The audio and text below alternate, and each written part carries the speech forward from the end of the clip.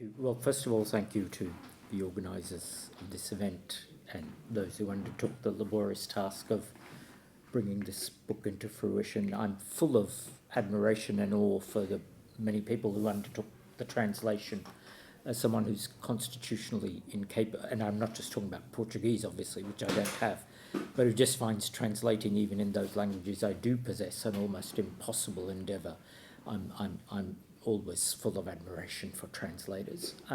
So just, first of all, thank you to everyone concerned. Thank you also very, very much to you both for, the generosity of your readings, for reading so carefully, and for your remarks. And I've got to say, your remarks made me see my own, the book we're talking about, see some of the things I've said in a slightly different light, which is in a way not so surprising, because authors are often the worst, spokespeople for their own work. And it's sometimes that view from a slight tangent which makes you realise something you hadn't thought of yourself. Now that it's a sort of an objective reality, it's no longer you, it's a thing on a page. You can sort of see how it can be read in multiple ways. And, one of the things, before I go on to specific points, one of the things I've learnt from our exchanges today is, I of course am aware that the theme of translation figures, because I use the word and the concept, but I think you're actually right. It figures more than I realised. And it's actually a central trope rather than, which is how I thought of it, a useful conceptual description of something that's going on. So I'm going to think about that more. I may not have anything interesting to say about it now, but I'll go away and think about it more. And I also agree with something you both in slightly different ways said, that, and this I am self-conscious about, that, and it's also why there's never anything too dramatic and there aren't fantastic endings or calls to arms.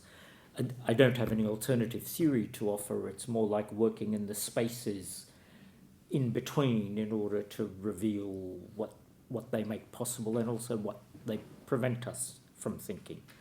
And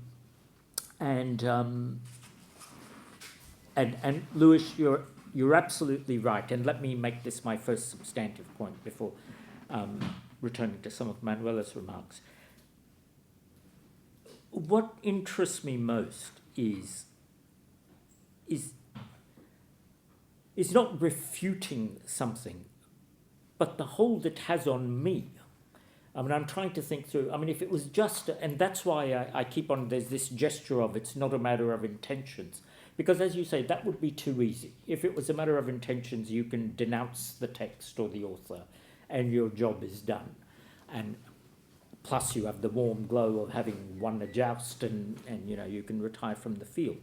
But part of what interests and puzzles and bothers me is that even if I'm critical of many of the presumptions of this knowledge, it's not like they don't have a hold on me. There'd be no point in doing it if that were not true. Why undertake the labour? So part of what I try to think through is, what is the nature of that hold? And both of you, I think rightly, on that first essay in that translation, in the translations, that tries quite directly to address that question. And that idea to which we are all is, that idea that a certain notion of autonomy is central to who we are. That not what I call merging, that is somehow a loss of humanity. These things speak deeply to me too, which is why I think they need to be problematized. And I think they're embedded in, at one point I used the term grammar, but other languages could be used. It's embedded in what I try to do in one of those essays, in an account in which we're allowed to recognise difference. We're allowed to recognise that other people might view the world differently. We don't have to sneer at it or simply regard it as wrong. But even our gesture of generosity is one that unwittingly, and that's what's most interesting, unwittingly privileges ourselves. that, they thought like us, they created worlds, like us, they attributed agency, except we know that's what we do, whereas they didn't. And that last clinching bit is what makes it so difficult to get out of. And I don't even necessarily want to get out of it in the sense of substitute something else for it. But I do want to create the space where that gesture, which seems so harmless and obvious, we actually see it and see it as a problem space rather than as the solution that allows us at once to cognize forms of otherness whilst at the same time, without ever saying that we're better, in effect presuming that that is the case. Which is often, in a more crude way, it's often what happens. Nowadays no one will look at Indigenous people and say, oh, look, their views are silly. The age when you could write that this was an inferior form of science have happily gone. Anthropology, for instance, has transformed itself as a discipline. But to me, the question has always remained, all right, even if we don't say that anymore, what is it that we actually do when we encounter indigeneity? When we encounter people, who might worship at rocks, who might think drawings have, and it doesn't just have to be the indigenous. I think what we do, and again, not as matters of intention, because again, intentionally we wish to be expansive. But the grammar of our thought, I don't see how we can escape seeing these people as, in some sense, we can't use the word backward anymore, but effectively that's the thought that's happening. So what I'm sort of groping towards is how do we, without simply renouncing an entire intellectual heritage, which I at least can't do, and I'm not smart enough to invent a whole new language and ways. So if this is our heritage, how do we work within it, but much more alive to its aporias, its limits, and to the way in which, without our intending it, it takes us into places that, at the intentional level, we would distance ourselves from. And that's perhaps also why, my handwriting sometimes. Yeah, and that's Manuela's comment when you talk about stretching the category being akin to translation.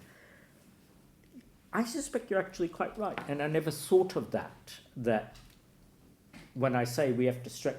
Translation is a form, and it's actually a rather good form because you can't help but stretch that. I mean, that's what translation does, because it's not a one-on-oneness. You are forced to.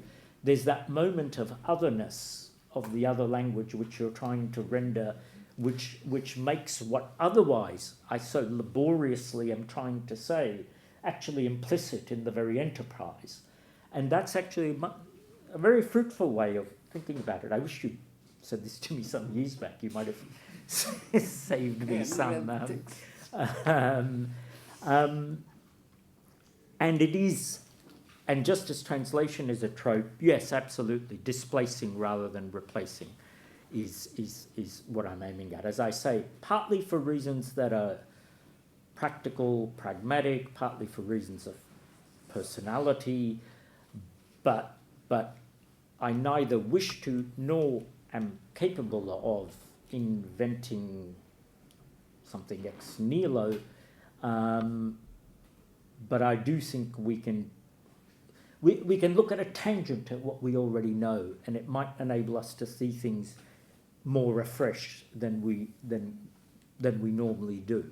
And certainly in my teaching, and I suspect this is true of many people here, in my teaching what I try and do is to denaturalize. I mean, the first step is simply to render what seems familiar strange, because that's the beginning to actually encounter it in a thoughtful way rather than in a naturalized way where it just becomes part of the furniture of the world. Romanticism, Lewis. I would have to think about it. My provisional response is that I think Romanticism is very much part of the modern. And it is, even when, and I presume you're thinking, for instance, of let's take Wordsworth as an example, of that desire to merge, to efface the separation between the human and the natural, to take one example. Even that is such a self-conscious gesture that it's already born of. I mean, it's rich with possibilities. It's at least conscious of what has been lost. But in that act of seeking to suture the division that modernity brought into being, it's very much a child of modernity. And when I'm talking about those for whom, let's take an anthropological, let's take Marshall Sahlins when he writes about Hawaiian people for whom the ground that they tread on is itself, you know, a godlike feature which is beneficent towards human beings, so you can't help but tread on her, but at the same time you're apologetic for treading on her. That thought, I don't think, can be thought within a it can again only be thought romantically, that is to say anthropologically, as something other people were. And isn't it sad that we've lost it, that capacity? Now, I'm always drawn to romanticism because I think that sense of loss is at least, thank goodness, being registered. But the sense of loss does not recover the loss and is incapable of doing so. I mean, I think that sense of loss is incapable of being recovered, full stop. So my very provisional answer, but I'd like to talk to you about it and think about it more, is that romanticism is still a part of the modern, but a part of the modern that's conscious in a way that other aspects of the modern are not, the more celebratory aspects are not, is conscious of some of the things I'm gesturing towards here.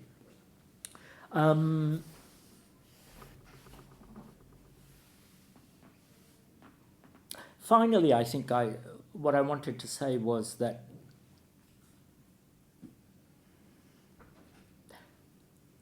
stretching the category is an expression that came up a few times, and that is much of the time what the essays in that book are trying to do. Not escape it and not denounce it. And that's partly because, like everyone in this room, I'm a product of this system of knowledge. This is the world that I inhabit. There's no way I can escape it. So, you know, I can't become an Aboriginal elder who thinks out of a completely different paradigm. I'm not a Hindu Pandit whose cosmology is so fundamentally different. So I'm an heir, like everyone trained in a university. I'm an heir of this system of knowledge. But that doesn't mean we have to be satisfied with it. It doesn't mean there aren't spaces for, you know, prizing it open and asking critical questions of it. And that's what I've tried to do in the essays in that book, and I thank you all for responding to them as you have. Thank you.